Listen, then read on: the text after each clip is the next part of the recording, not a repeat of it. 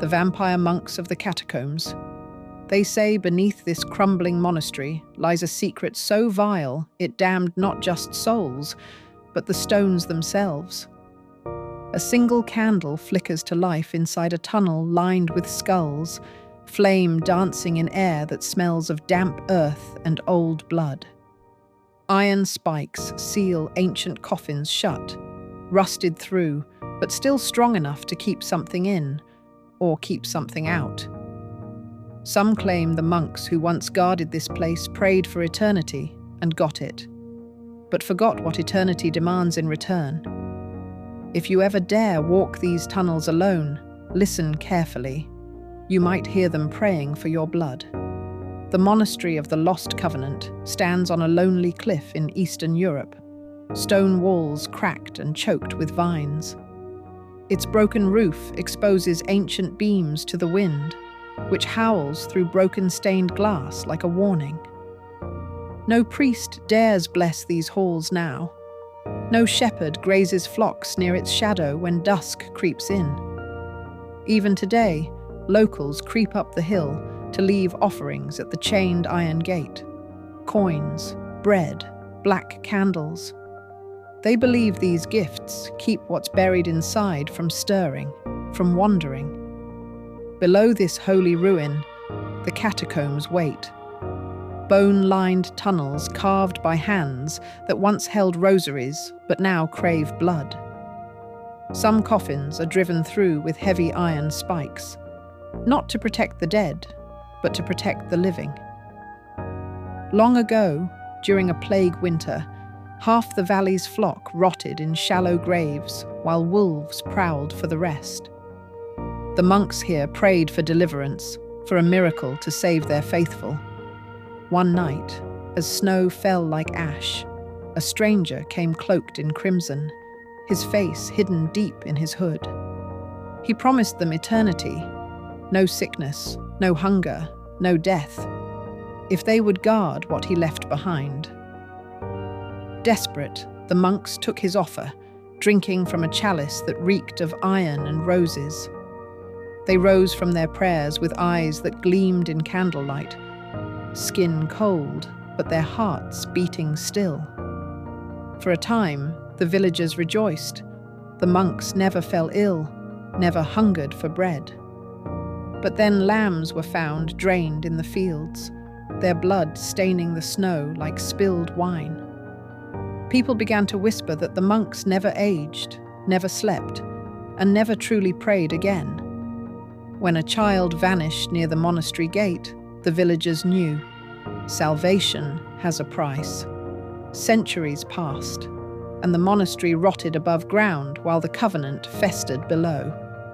A lone explorer, part folklorist, part fool, stands now at the rusted iron gate under a blood moon. He carries a battered lantern, its glass cracked, and a journal filled with old maps and villagers' warnings. He pushes the gate open. The hinges scream like a dying animal. Inside, narrow stone steps spiral down into darkness, thick with the smell of mold and something older. Bones jut from the catacomb walls, skulls stacked like bricks around him, their empty sockets watching. Strange runes cover the walls, some burned in, others scratched like claw marks. He thought these runes were meant to keep spirits out, but now he wonders if they were prayers to keep something in. His lantern's glow catches on a shattered coffin, its iron spike snapped clean through like brittle wood. Inside, a monk's skeleton lies twisted, teeth missing, jaw cracked wide as if screaming. Beside it, a pile of robes, perfectly preserved, heavy with stains too dark to name. He shivers when he hears a whisper that doesn't echo like his own voice. He kneels to flip through his journal, hands trembling. Its pages describe the covenant, an eternal flock, an eternal hunger.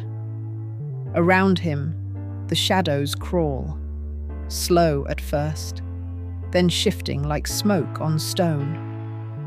The catacombs' silence cracks open as faint chanting drifts through the air, broken Latin prayers that scrape at his sanity. He lifts the lantern higher. A robed figure crouches by a wall niche, face half rotted, its eyes black and glistening. It tilts its head. The jaw unhinges, showing fangs like broken thorns. They promised to protect the relics forever, but the relic is gone, and only the hunger remains. He backs away, boots slipping on damp bones. A low hiss echoes as iron gates around him groan open on rusted hinges. More figures stand within, some monk shapes, some just shadows that move like crawling insects. He realizes the spikes weren't for burial. They were a prison, rusted open by fools like him. A monk lurches forward. The lantern flickers, flame bending as something cold passes through it. He bolts down a side tunnel, walls pressing in. Bones brush his shoulders like grasping hands. The chanting grows louder, mixing with scraping claws on stone. He stumbles, falling onto a cracked stone slab etched with runes, a broken spike digging into his palm. His blood smears across the stone. He feels the shadows shiver with excitement. Ahead, a shaft of dawn light cuts through a crumbling archway. He drags himself toward it as skeletal fingers clamp around his ankle, pulling him back. The light touches the monk's face. Parchment skin bubbles, blackens, peels away to dust. The grip loosens.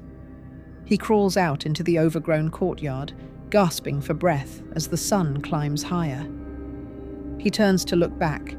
Just darkness behind the iron gate, unmoving, for now. At his feet lie the villagers' fresh offerings, a loaf of bread, coins, and a black candle still burning. In these stones, faith twisted into a bargain that never truly died. The monk's prayers echo still, trapped in tunnels that breathe when the sun goes down. Some doors should never be opened. Some prayers should never be answered. But now you've heard their story. Do you believe they're still waiting for you? Would you dare walk these tunnels alone? Tell me in the comments below. And if you crave the stories we can't show here, join our hidden archive.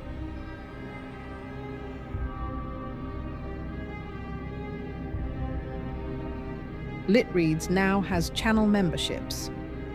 If you'd like to support the channel and unlock exclusive perks, like loyalty badges and a place among the acknowledged, you can join the Reader's Circle below. It's a small way to help keep the library doors open, links in the description.